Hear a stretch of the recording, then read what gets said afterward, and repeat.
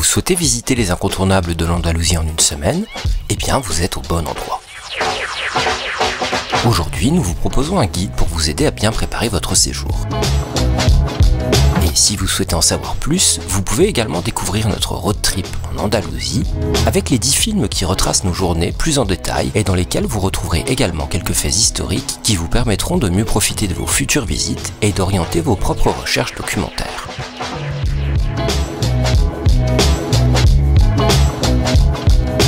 Durant ces 7 jours, nous visiterons Séville, Cordoue, Grenade, El Torcal de la Antequera, Setenil de las Bodegas, Ronda, Malaga, Miras et Marbella. En ce qui nous concerne, nous n'avons pas eu de chance car nous avons eu de la pluie les premiers jours. Mais rassurez-vous, vous devriez être plus chanceux car l'Andalousie compte 315 jours de soleil par an. Et c'est parti pour notre premier jour de visite à Séville. Pour une première journée, nous vous conseillons de visiter le Palacio de las Dueñas, au centre de Séville. C'est un superbe palais, en plein centre-ville, qui est vraiment à découvrir, notamment pour sa superbe cour intérieure.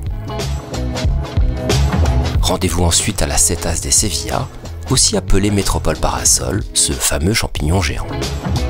Au sous-sol, on peut visiter un musée avec des restes archéologiques, et ce que vous ne devez surtout pas manquer, c'est de monter sur la plateforme. Il vous en coûtera 5 € par personne, et ça en vaut vraiment la peine, car vous profiterez d'une vue panoramique sur Séville. Ensuite, direction l'église colériale d'El Salvador, deuxième plus grande église de la ville après la cathédrale. Entrée gratuite. Juste derrière l'église, profitez d'une balade dans les ruelles. Rendez-vous ensuite dans le quartier de Triana, quartier qui a vu la naissance du flamenco et des fameux carrelages bleus, les azuleros. Vous pourrez y manger dans un des restaurants ou sur le marché. Vous pourrez ensuite vous rendre à la Tour d'Or qui abrite un musée maritime et non loin de là, la Plaza de Toros dont vous pourrez visiter les arènes.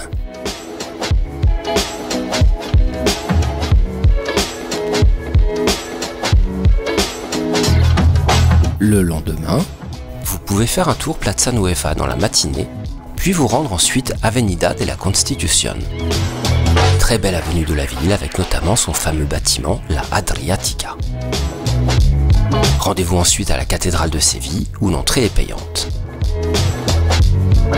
Sur la place de la cathédrale, vous trouverez la statue Fuente de la Farora, le palais arzobispal et bien évidemment la cathédrale et sa Giralda. Juste à côté, vous trouverez Archivas de Indias, qui est le plus grand dépôt d'archives coloniales des Amériques et qui abrite également le musée de l'Inquisition. Juste à côté, le Royal Alcázar, dont nous vous recommandons vraiment d'acheter vos places en avance, les entrées étant limitées à 750 visiteurs simultanément. Les bâtiments et les jardins sont à visiter. Comptez au grand minimum 1h30 de visite pour ce palais et ses jardins. Ensuite, direction Plaza de España et ses monuments emblématiques. Si vous avez de la chance, vous y découvrirez des danses de flamenco et la place est vraiment impressionnante. Vous pourrez même y faire du bateau sur les canaux. Juste à côté, vous pourrez profiter d'une balade dans le parc Maria Luisa pour vous relaxer. Et en fin de journée, nous vous conseillons de vous rendre dans un des rooftops de Séville pour y prendre un verre et admirer la vue. Et enfin, après cette journée bien chargée, vous pourrez trouver un petit restaurant sympathique sur une des petites ruelles derrière la cathédrale pour terminer votre soirée avec quelques tapas. Pour une troisième journée, rendez-vous à Cordoue après avoir récupéré votre véhicule de location. Passez par la Plaza de Corredera, riche en histoire. Continuez votre chemin vers les reliques du temple romain et ensuite dirigez-vous vers le couvent de San Francisco, petite placette découverte par hasard et tout à fait charmante. Passez ensuite le fameux pont romain pour vous rendre dans le centre historique. Sur votre chemin, vous verrez les ruines du moulin de la Albolafia. Ensuite, visitez l'Alcázar de los Reyes, mais attention, il est fermé le lundi, tout comme de nombreux autres lieux. Donc pensez à bien vérifier les horaires de visite avant d'organiser votre voyage. Continuez ensuite votre visite de la vieille ville pour visiter la synagogue, les écuries royales, les bains arabes et le palais de Viana.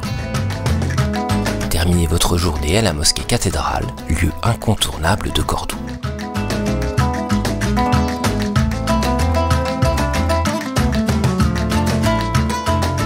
La quatrième journée se fera à Grenade, et surtout l'Alhambra, site le plus visité d'Espagne.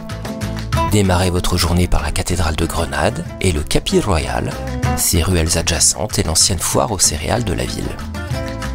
Non loin de là se trouve la place Isabelle la Catholique avec ses fontaines et la statue de Christophe Colomb et de la reine Isabelle. Direction les jardins de Generalife avec ses nombreux points d'eau et ses vergers bordés d'orangers.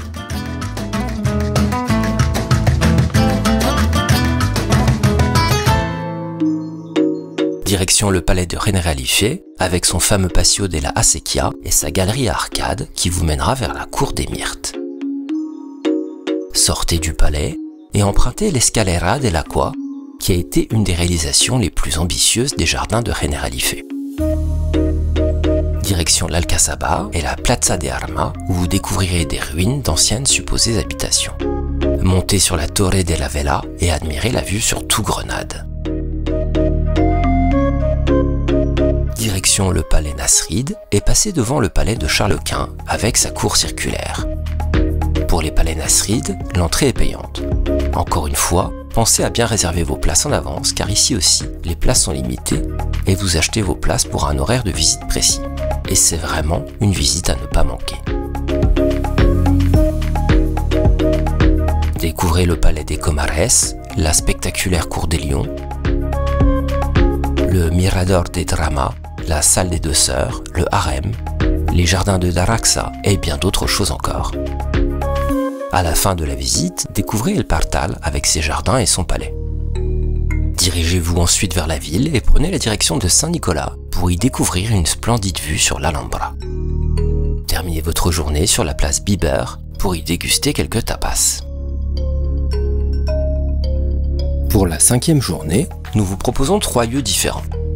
Pour commencer, direction El Torcal de la Antequera pour profiter d'une randonnée de 45 minutes dans un lieu unique au monde, puisque ces paysages karstiques se trouvent généralement sous l'eau, mais ici, ils sont sur terre. Si vous avez de la chance, vous y découvrirez quelques animaux, dont des bouquetins. Après cette visite de bon matin, direction Setenil de las Bodegas. Là encore, un incontournable de l'Andalousie. Vous y découvrirez des maisons construites dans des caves troglodytiques et dont l'avancée sert de toit. Armez-vous de courage car la Calle Cuevas se trouve au fond du canyon et pour cela vous devrez y descendre à pied, mais également remonter.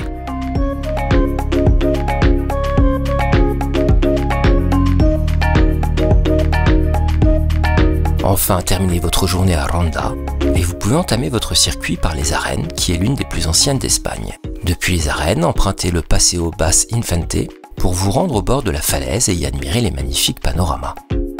Découvrez ensuite le Pont Neuf, emblème de la ville, bâti au-dessus d'un gouffre de plus de 150 mètres.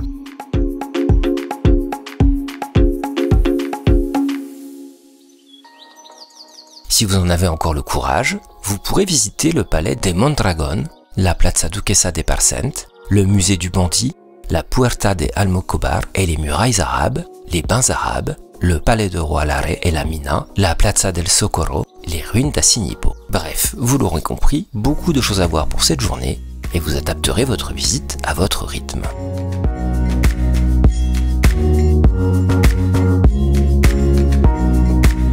Le premier lieu à ne pas manquer à Malaga, c'est l'Alcazaba, qui était un lieu de résidence des gouverneurs musulmans et une forteresse pour protéger la ville. Depuis l'Alcazaba, vous pourrez rejoindre le château de Gibralfaro. Direction ensuite vers le théâtre romain qui se trouve au pied de l'Alcazaba. Visible de loin, la cathédrale de l'Incarnation fait partie des attractions touristiques majeures de Malaga et c'est l'une des plus hautes en Andalousie. Pour les amoureux de musées, vous pourrez découvrir entre autres le musée Picasso qui possède plus de 200 œuvres de l'artiste, la maison natale de l'artiste, le centre culturel Pompidou et son fameux cube coloré, musée qui est une antenne du centre de Paris.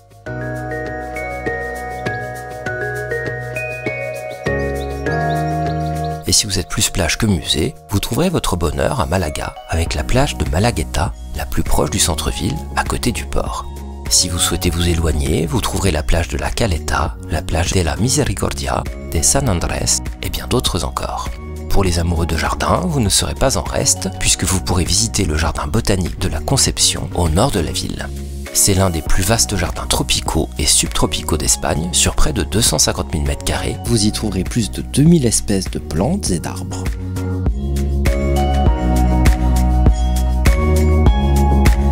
Si vous aimez les marchés, direction le marché Atarazanas, situé dans un superbe bâtiment du 19e siècle. Pour ceux qui aiment l'art de rue, rendez-vous dans le quartier de Soho, qui a été réhabilité par un mouvement populaire d'artistes de rue. Aux alentours de Malaga, pour les amoureux de sensations fortes, vous pourrez aller faire une randonnée à El Caminito del Rey, avec un parcours se déroulant à plus de 100 mètres de haut. Il était autrefois considéré comme le plus dangereux au monde, mais il a été entièrement sécurisé et aménagé. Pour ceux qui ont le vertige, vous pourrez vous rendre aux grottes de Neria, à 50 minutes de Malaga. Découvertes par hasard en 1959, elles abritent l'une des plus hautes et larges colonnes au monde.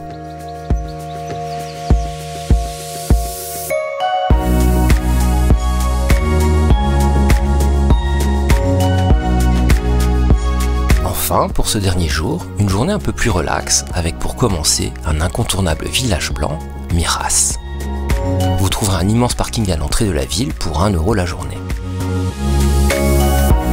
Arrivé, vous découvrirez une placette sur laquelle se trouve la sculpture d'un âne sur lequel vous pouvez monter et prendre des photos. Quelques mètres plus loin, découvrez le sanctuaire de la Vierge de la Peña, creusé dans la roche par un moine. Découvrez le musée de la Casa Molino, ancien moulin du village reconstitué à l'identique. Parcourez les charmantes ruelles du village avec ses maisons bordées de jardinières habillées de géranium rouge. Continuez votre marche et découvrez le jardin de la Muraille qui dispose d'un belvédère où vous pourrez admirer une vue panoramique sur la Costa del Sol et si vous êtes chanceux, vous pourrez même apercevoir les côtes africaines. Continuez votre marche vers l'église de l'Immaculée Conception et visitez les arènes de Miras pour 5 €. L'arène a la particularité d'être ovale et non ronde comme la plupart des autres arènes. Miras est un village superbe où il fait bon flâner. Enfin, terminez votre journée par Marbella. Nous nous sommes garés non loin des remparts du château arabe, à 2 pas du centre-ville. Prenez un verre sur la Plaza de los Naranjos, à l'ombre des orangers, et partez découvrir le centre historique El Casco Antiguo. Pour les amoureux de marina, Puerto Banús est l'une des marinas les plus connues au monde. Pour visiter Marbella, empruntez les sentiers urbains. C'est une promenade qui s'étend sur 5 km et qui passe sur les sites emblématiques comme la Avenida del Mar, où vous découvrirez des statues de Dali, la Plaza de la Constitución ou encore la plage de la Fontanilla. Promenez-vous dans le poumon vert de la ville, le parc de la Alameda et ne ratez pas la superbe fontaine Virgen del Rocío. Vous pourrez également faire le choix d'une promenade maritime, puisqu'à Marbella, elle s'étend sur plus de 15 km. Enfin, vous pourrez terminer votre journée dans un restaurant sur la plage et dîner, presque les pieds dans l'eau. À travers ce guide, nous avons souhaité vous offrir un aperçu de la richesse culturelle, historique et gastronomique de cette région ensoleillée. Bien sûr, cette synthèse ne peut pas couvrir tous les détails et les moments forts que nous avons vécus. Si vous souhaitez découvrir toutes les étapes de notre road trip, ainsi que les anecdotes, les détails historiques et les découvertes que nous avons faites en cours de route, nous vous invitons à regarder l'ensemble des 10 épisodes consacrés à ce voyage, dont les liens sont dans la description. Nous espérons que notre voyage vous incitera à découvrir cette région magnifique par vous-même. Merci de nous avoir suivis